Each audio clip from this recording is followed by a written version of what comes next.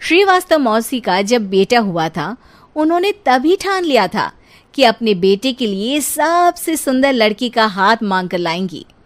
श्रीवास्तव मौसी को भी बचपन से हीरोइन बन के रहने का बड़ा शौक था, तो बहू भी उनको हीरोइन जैसी ही चाहिए थी। एक दिन उन्होंने मिस गाजियाबाद डिम्पल से उसकी शादी करवा दी।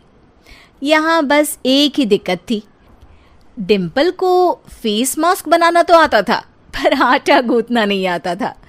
बातें तो पक्की पक्की करती थी, पर रोटियां कच्ची पक्की बनाती थी। कमला बहन, मानना पड़ेगा, आप शहर की सबसे सुंदर लड़की को ब्याह कर ले आई है अपने बेटे के लिए।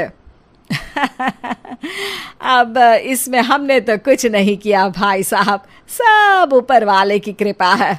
जी जी, तो क्या क्या कर लेती है आपकी बहू? सब कुछ। जाओ बेटा डिम्पल, शर्मा जी के लिए थोड़ा नाश्ता पानी बना लाओ। डिम्पल नजदीक जाकर श्रीवास्तव मौसी के कान में फुसफुसाती है। मम्मी जी, नाश्ता बनाना तो नहीं आता, सिर्फ पानी ले आओ। अरे बेटा, तुझे देखने कितने लोग आए हैं, इन सबको पानी पिलाने का ही इरादा है क्या? सुंदर हूँ इसलिए देखने आए हैं। क्या करूँ, मैं इतनी सुंदर हूँ तो आप ही बताओ ना, क्या करूँ मैं? अरे बेटा, कुछ मत कर, खाना बनाना सीख ले बस। श्रीवास्तव मौसी के लिस्ट में सुंदरता सबसे ऊपर आती थी और उन्हें उसी का फल मिला। उनके बेटे अशोक ने एक दिन माँ से शिकायत की। माँ, कैसी बहू ढूंढ कर लाई हो? मैं शाम को थक हार कर घर लौटता हूँ तो मुझे कहती है, आज पेडिक्योर करना है, करवा दोगे? अरे जबकि दिन भर काम करके पाँव मेरे थके थे। अरे बेटा ठीक है ना, धीरे धीरे सीख जाएगी। अरे क्या सीख जाएगी माँ, उससे कुछ भी नहीं आता। हफ्ते भर का शेड्यूल बना लिया है उसने, पेडिक्योर, हेड मसाज, मुल्तानी मिट्टी का ये वो, अरे पता नहीं क्या क्या।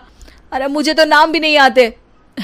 देख बेटा, खाना बनाना, सब्जी काटना, ये सब सीखा जा सकता है, पर सुंदरता नहीं सीखी जा सकती।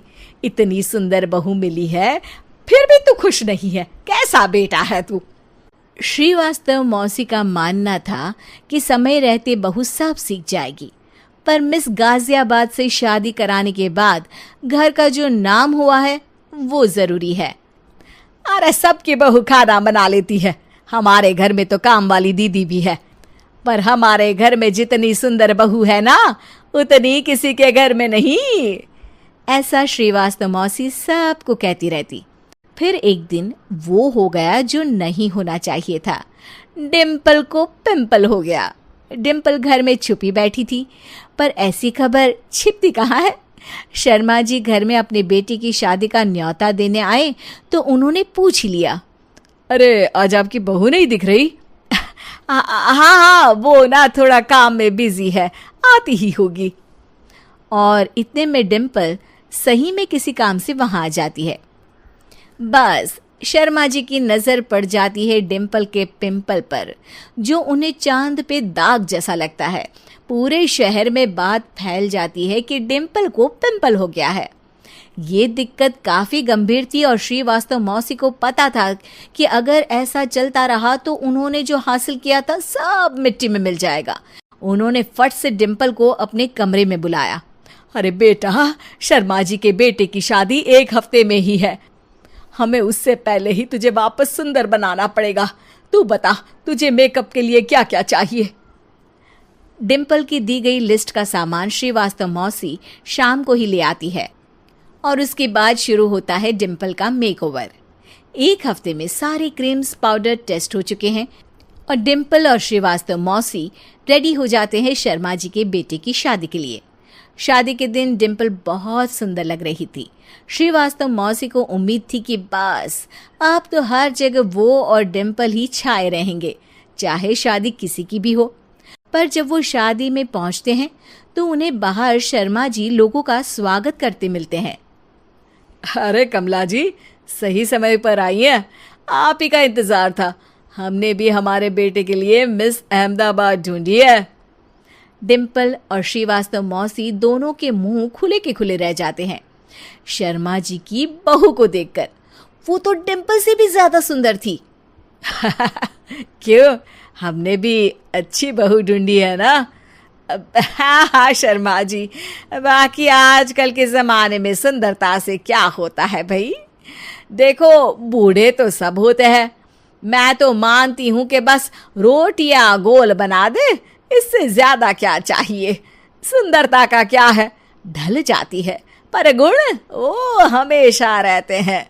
अरे बाबा, इतना बड़ा ज्ञान आपको कोई गुरु भी नहीं देता जितना बड़ा ज्ञान आपको एक छोटे से पिंपल से मिल गया। अगले दिन जब अशोक डिम्पल से बात कर रहा होता है, कल शादी में मिस अहमदाबाद के बाद सब मिस गाजियाबाद यानी तुमको ही देख रहे थे। क्या करूं, मैं इतनी सुंदर हूं तो आप ही बताओ क्या करूं? क्या करूं मैं तो कहती हूँ कि घर का कोई काम कर या फिर बाहर अपने लिए कोई काम ढूंढ ले। है? क्या कहा माँ जी? हाँ जी, सुंदरता का क्या है? कल तूने मिस अहमदाबाद से मात खाई, आगे कोई मिस हैदराबाद आ जाएगी या मिस फैजाबाद आ जाएगी, इसलिए काम पर ध्यान दो। हाँ। और कुछ महीनों बाद, अरे बहू, काम करने के बाद तू सुंदर नहीं, अति सुंदर हो गई है। कहानी नीरू की है। पंजाब की नीरू की शादी दिल्ली के राहुल से होती है। दिल्ली कितना बड़ा शहर है ना, लेकिन आप लोगों का घर तो बहुत छोटा है। हमारे पंजाब में तो ये बड़े बड़े घर होते हैं कि मजा ही आ जाता है। कोई बात नहीं नीरू, मैं भी तुम्हारे लिए बहुत बड़ा मकान बनाऊंगा बहुत जल्दी। नीरू के पिता जहां पंजाब के जाने माने व्यापारी थे, वहीं उसका पति राहुल दिल्ली में एक सिंपल नौकरी करता था। माँ, यहाँ तो घी मक्खन इतना महंगा है कि क्या बताऊं। मैं तो तरस ही जाती हूँ घी खाने के लिए। नीरू की माँ को ये सुनकर बहुत दुख होता है। मेरी बेटी को घी नसीब नहीं हो रहा है और ये बहू यहाँ बैठकर घी में शक्कर डाल रही है। देख वनिता, मैं साफ कह रही हूँ, इस घर में जितना घी आएगा उतना ही मेरी बेटी के घर दिल्ली भी जाएगा। अरे ये क्या बात होती है माँ जी? बेटी का उतना ही करो जो अच्छा लगे। अब क्या मायके से घी और मक्खन तक की सप्लाई करोगी आप? हाँ, मेरी बेटी किसी चीज को तरसे, मुझसे बर्दाश्त नहीं होता। अब क्या था, नीरू के मायके में 2 किलो घी आता तो 2 किलो दिल्ली जाता नीरू के पास। एक दिन, माँ, बड़ी गर्मी पड़ती है दिल्ली में। इस घर में तो एक ही एसी है और वो भी ड्राइंग रूम में। सारा परिवार एक ही कमरे में सोता है। हाँ बेटा, वो तो हर घर की कहानी है। यहाँ भी एक ही एसी है। अरे बिल इतना आता है कि क्या बोलूं। तभी वहां राकेश आ जाता है। माँ, थोड़ी देर में यहाँ कुछ प्लम्बर आएंगे मेरे कमरे में एसी लगाने, जरा ध्यान से लगवा देना ना माँ। ओए, ऐसे कैसे तेरे कमरे में एसी लगेगा? हाँ राकेश, एक बार बात तो कर लेता। अरे पापा, वो वनिता को गर्मी में नींद नहीं आती। ड्राइंग रूम में सबके साथ सोने में वो अनकंफर्टेबल है, इसलिए। अरे पूरे परिवार के साथ वहां तेरी बहन नीरू भी तो सोती है, वो नहीं हो रही क्या अनकंफर्टेबल? समझ रहा है ना? अगर एसी लगेगा तो एक दिल्ली में तेरी बहन के कमरे में भी लगेगा, तभी तू लगा सकेगा। राकेश वनिता को सारी बात बताता है। वनिता करती भी क्या, मन मारकर बैठ जाती है। माँ, ये लोग ठीक नहीं है, क्या करूं मैं? अरे बेटी, यहाँ आ जा, तू यहाँ आकर रह ले। अरे छोड़ दे ऐसे पति को। कैसे छोड़ दूं माँ? समाज क्या कहेगा, लोग क्या कहेंगे? वैसे भी मेरा एक बेटा है मयंक। अरे हटा बेटा, तेरी उम्र ही क्या है, इतनी परेशान रहेगी तो काम कैसे चलेगा। खैर, बात आई गई हो जाती है। माँ को लगता है कि नीरू ठीक है, तो वहीं नीरू के मन में एक ही लाइन चल रही होती है, यहाँ आजा। माँ ने तो बोल ही दिया है कि यहाँ आजा, बस मयंक थोड़ा सा बड़ा हो जाए, इन गरीबों को छोड़कर मैं वापस माँ के पास ही चली जाऊंगी। वो इसी सोच में बाजार में चल रही थी कि मैम, आपका दुपट्टा जमीन को छू रहा है। नीरू जैसे ही उस लड़के की तरफ देखती है, देखती ही रह जाती है। हाय रे, कितना सुंदर लड़का है ये। अब क्या हुआ? मैंने कहा आपका दुपट्टा। तो खुद ही उठाकर दे दो ना। लड़का समझ जाता है कि नीरू उस पर फिदा हो चुकी है। वो उससे उसका नंबर लेकर चला जाता है। अब क्या था, नीरू और रोहित में लगातार बातें होने लगती है। मैं हरियाणा का रहने वाला हूँ, यहाँ एक बड़ी कंपनी का मैनेजर हूँ। अच्छा, और कितने बच्चे हैं तुम्हारे? बच्चे? अरे मेरी तो शादी भी नहीं हुई है। तुम बताओ, शादी करोगी? नीरू शर्मा जाती है। अब लेकिन मैं तो पहले से ही शादीशुदा हूँ। मुझे फर्क नहीं पड़ता, बस तुम शादी कर लो। भाग चलते हैं, बहुत पैसे वाला हूं मैं, हमेशा खुश रखूंगा तुम्हें। नीरू रोहित से मिलकर सारा प्लान बना लेती है और फिर एक दिन घर से भाग जाती है। दोनों शादी कर लेते हैं। शादी के बाद क्या बात है नीरू, तुम्हें परेशान सा देखता हूँ, सब ठीक तो है ना? हाँ हाँ, सब ठीक है।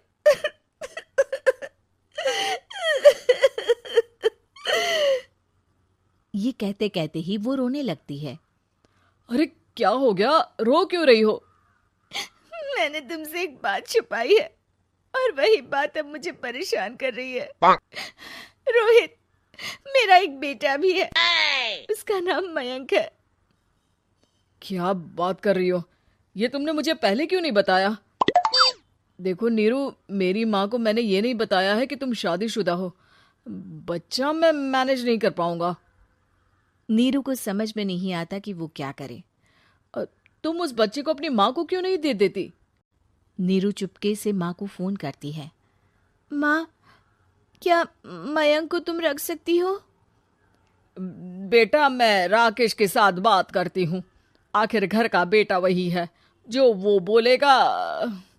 वैसे भी बेटा, तूने जो किया है ना, उसके बाद से पूरा घर तेरी बुराई कर रहा है। मैं भी अब किसी से तेरे लिए लड़ नहीं सकती।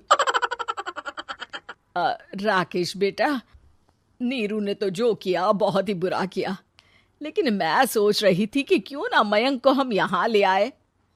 तभी वनीता बोल पड़ती है। वाह जी, ऐसे कैसे यहाँ ले आए?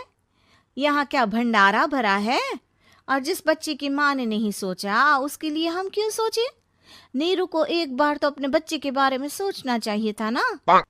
अरे लेकिन तेरे पास भी तो लड़का नहीं है ना वनीता। माँ, वनीता ठीक बोल रही है। कल को वो बड़ा होकर इसी घर का हिस्सा मांगेगा तो हम क्या करेंगे? माँ कहती भी तो क्या, वो चुप रह जाती है। वहीं नीरू का पहला पति कहता है। माँ, अगर आज भी वो वापस आ जाए तो मैं उसे माफ कर दूंगा। बेटा, गरीबी चीज ही ऐसी है, क्या करेगा? तू तो अब मयंक का सोच। वो बेचारा तो बिना माँ का हो गया। मयंक के खातिर तू दूसरी शादी कर ले बेटा।